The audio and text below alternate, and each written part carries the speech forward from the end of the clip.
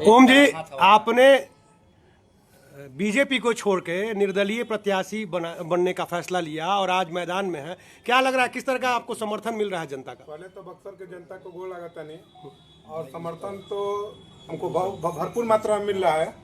और जिस तरह समर्थन मिल रहा है कि हमको नहीं लग रहा है कि एक निर्दलीय प्रत्याशी, एक गरीब प्रत्याशी को इतना समर्थन मिलना चाहिए। जी, आपकी लड़ाई किसके खिलाफ है? हमारा लड़ाई सिर्फ ओनली फॉर बक्सर विरोध, विकास का जो विरोध किए हैं माननीय किला वाला बाबा, उनके खिलाफ है। किला वाला बाबा बोल रहे हैं बार बार आप? किला वाला ही बाबा है ना, किला उगोर कर बैठे रहते हैं हमेशा। जब देखेंगे जब किला उगोर कर बैठे हैं। अभी चुनाव आया है तो दिन रात एक किए हैं। जहाँ देख रहे हैं कि अपने रोड बनाए हुए रोड की नाली में गिर जा रहे हैं। हाँ, किला वाला बाबा, किला वाले बाबा कई जगह गिरे हैं। अभी तो हाल ही में 2 जगह को उनको लोग खदेड़ के भगा दिए हैं। अच्छा, भागिए भागिए, आप काम नहीं किए, रोड नहीं तो वोट नहीं। वहाँ खूब समझा रहे हैं। समझाने से कोई वोट देगा? अब 10 बरस में आप कुछ करवे नहीं किए तो आप चुनाव जीतने के बाद आप कुछ कीजिएगा। लेकिन बाबा बड़ी कलाकार आदमी है। कलाकार तो है ही, नाच गाने के लिए कलाकार है, कलाकार तो है। धुन उनका गाने जानते हैं आप? अब धुन गाने दीजिए उनको, धुन इस बार जनता उनको धुना देगी। हाँ, धुन का बहन देगी इस बार कुरान सुरैया, इसलिए टेंशन नहीं लेना। चैता वहीं पर हुआ था तो इसीलिए चैता आप करे वो जाकर वही लाइफ टाइम चैता कराते रहिए वहीं। बक्सर के जनता हो कि पैसा लूट लूट कर कुरान सरैया में चैता कराते हैं। तो इस बार बक्सर के जनता चेत गई है। उनको विदाई करने के लिए एकदम सारा सर एकदम उनका कपार पर चढ़ कर बैठी हुई है। अच्छा, जासो नादाव वाला सड़क की स्थिति बहुत बदहाल हो गया है बारिश में। ये तो कहे थे हमारे किला वाले बाबा, तो रोड नहीं बनाएंगे तो वोट मांगने नहीं जाएंगे। किस चेहरा और किस वादा के साथ जा रहे हैं वोट मांगने, हमको तो यही समझ में नहीं आ रहा था। कितने दिन तक ये झूठ बोलेंगे? 10 बरस झूठ बोलते बोलते थके नहीं है कि फिर 5 बरस के लिए झूठ बोलना शुरू कर दिए हैं। काले रोड में आप कल गए थे। हाँ, वहाँ भी रोड नहीं तो वोट नहीं का लोगों ने बैनर लगाया था। शहर के बीचों बीच रोड है, वहाँ एक रोड नहीं बनवा पा रहे हैं माननीय विधायक जी। तो बाहर के गाँव के कितने इससे भी बदतर हाल है। कहते हैं कि हम विपक्ष में, इसलिए हमको पक्ष वाला काम नहीं करने देता। विपक्ष में इनका ऐसी नहीं मिलता है क्या? अपना तो जितना कोटा होगा उतना कोटा तो सबको मिलता होगा। विपक्ष से क्या मतलब है? कभी ये मांगे किसी मंत्री चाहे किसी मुख्यमंत्री जी की आवाज उठाए हैं ये कि हमारे क्षेत्र में ये काम नहीं हुआ है, काम कराइए? आवाज तो उठाएंगे नहीं, क्योंकि उनको फुर्सतें नहीं है, तो आवाज कहाँ उठाएंगे ये?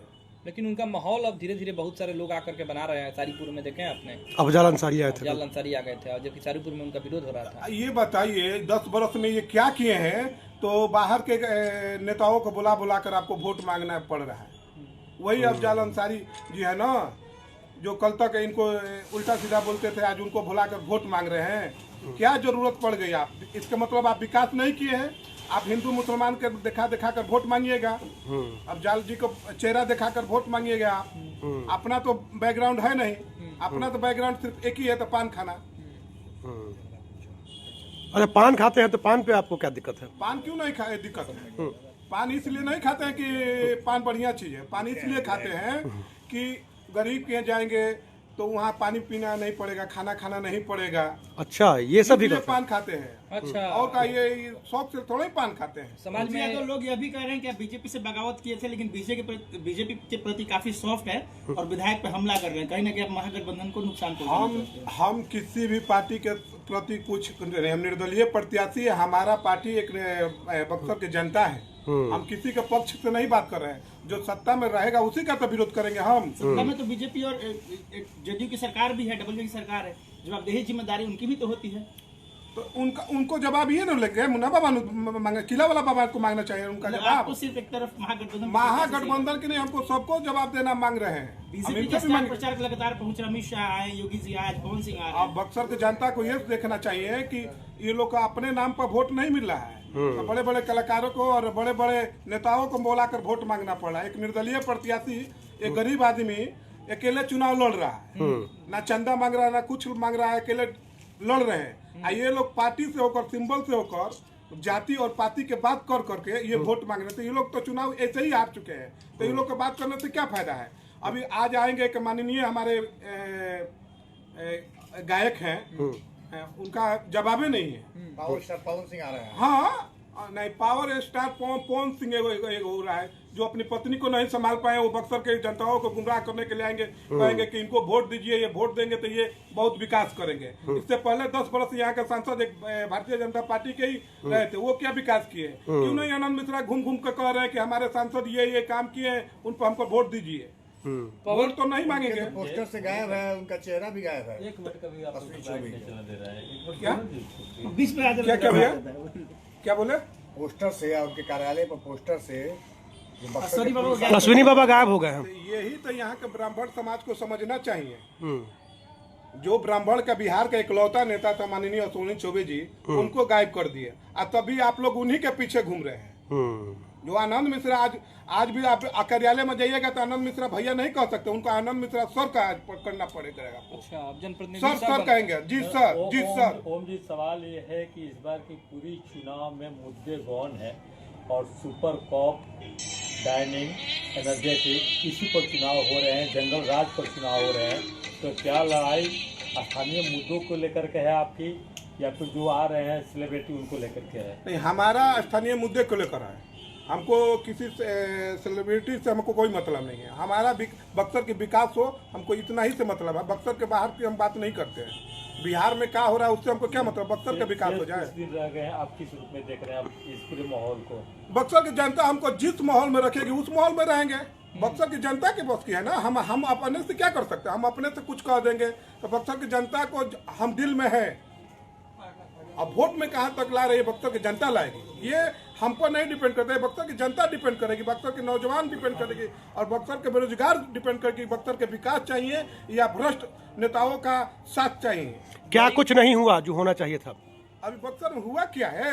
एक महिला कॉलेज नहीं है सरकारी, आप कह रहे हुआ है। एक विश्वामित्र जी की मूर्ति नहीं है, एक तड़का जी का मूर्ति नहीं है, एक बढ़िया सा पार्क नहीं है। हॉस्पिटल में जाइएगा तो दवा नहीं मिलेगा आपको, बढ़िया डॉक्टर नहीं है। आप ब्लेड से हाथ काटिए, कहिएगा हाथ कट गया तो वो लिख लेगा रेफर, पटना जाइए। आधे रास्ते में जाते जाते मरीज मर जा रहे हैं। हुआ क्या है बक्सर में? अभी कोई भी प्रतिनिधि किसी भी दल का हो, वो बस इतना गिनवा दे कि हमारे इस पार्टी के थे तो ये काम किए हैं, उसके नाम पर वोट मांग ले, इन लोग का पता चल जाएगा। अगर पता नहीं चलता तो आज पवन सिंह को बुलाना नहीं पड़ता। योगी आदित्यनाथ मुख्यमंत्री उत्तर प्रदेश के एक विधानसभा चुनाव के लिए आ रहे हैं, वोट मांग रहे हैं घूम घूम कर कि आप वोट दीजिए। इसका मतलब साफ जाहिर है कि आप चुनाव से बाहर है। आप जाति को बुला रहे हैं, पवन सिंह को बुला रहे हैं तो बाबू साहब को रखे, योगी जी को बुला रहे हैं तो संत मंत लोगों को, संत लोग के रखे। अभी हमारे माननीय एक प्रमुख जी के पति जी है गुड्डू राय जी, वो भी आनंद मिश्रा जी के ही सपोर्ट किए हैं। जो पिछले चुनाव में चुनाव लड़ी थी हमारी भाभी सुनीति भाभी, उनको लोग ब्राह्मण समाज उनको वोट नहीं दिया था। ब्राह्मण समाज उनको वोट नहीं दिया था, बाकी उन्हीं के वोट लेने के लिए गुड्डू भैया उनके पक्ष में घूम रहे हैं। हमको यही समझ में नहीं आ रहा था ये क्या है। अच्छा, ब्राह्मण समाज की जब बात हुई तो तथागत हर्षवर्धन भी मैदान में है, वो भी वोट मांग रहे हैं। इनको लेके आप क्या सोचते हैं? ये लोग तो पार्टी पर न घूम रहे हैं। अच्छा, ये पार्टी पे है। क्या स्थिति रहेगी इनकी? स्थिति क्या रहेगी? अब बक्सर की जनता स्थिति इनको तो पहले ही दिखा चुकी है। पहले भी ये घूम घूम कर देख रहे हैं क्या हो रहा है क्या नहीं हो रहा है। पहली बार चुनाव मैदान में है कांग्रेस छोड़ने के बाद। कांग्रेस छोड़ने के बाद आखिर ऐसा क्या हो गया तो कांग्रेस इनको छोड़ना पड़ा? तो साफ जाहिर रहते ये को काम करने लायक नहीं है। नहीं, इन्होंने बताया कि जब किसानों का आंदोलन हुआ उस पर बर्बरतापूर्ण कार्रवाई हुई, वही सब देख के इन्होंने कांग्रेस छोड़ दिया, क्योंकि कांग्रेस विधायक कुछ नहीं कर पाए उस मामले में। अरे कांग्रेस विधायक नहीं किए तो आप तो जिला अध्यक्ष थे ना, आपने क्या किया था? आप किसानों के लिए पार्टी छोड़ दिए, पार्टी छोड़ दिए। पार्टी छोड़ने से क्या हो जाए? किसानों को भलाई हो जाएगा? जेल से बाहर करवा दिए क्या? दिल्ली ले परमिशन लेके आ गए यहाँ पर? कोई काम किया है? क्या स्थिति रहेगी उनकी? अब स्थिति तो जानता जाने, हमको उससे उनकी स्थिति के बारे में नहीं। हम तो सिर्फ एक ही मतलब है, श्री 1008 श्री किला बाबा के मतलब है। 10 साल वो बक्सर में विकास किए हैं कि नहीं किए हैं? अगर विकास किए तो विकास के नाम पर वोट मांगे, उनकी औकात के पता लग जाएगा।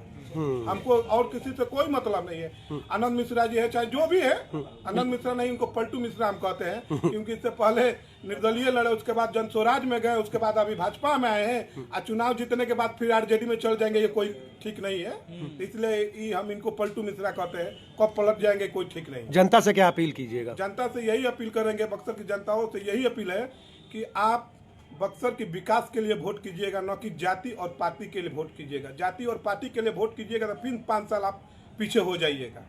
इतने दिन तक जाति और पार्टी पर ही वोट देते रहे। बक्सर का अगर विकास हुआ होगा तो आप उन लोग जाति और पार्टी पर वोट दीजिएगा, किसी के चेहरे पर वोट दीजिएगा। अगर विकास नहीं हुआ है तो आप बक्सर के विकास के जो बात करें उसको वोट दीजिएगा। एक सेकंड किला वाला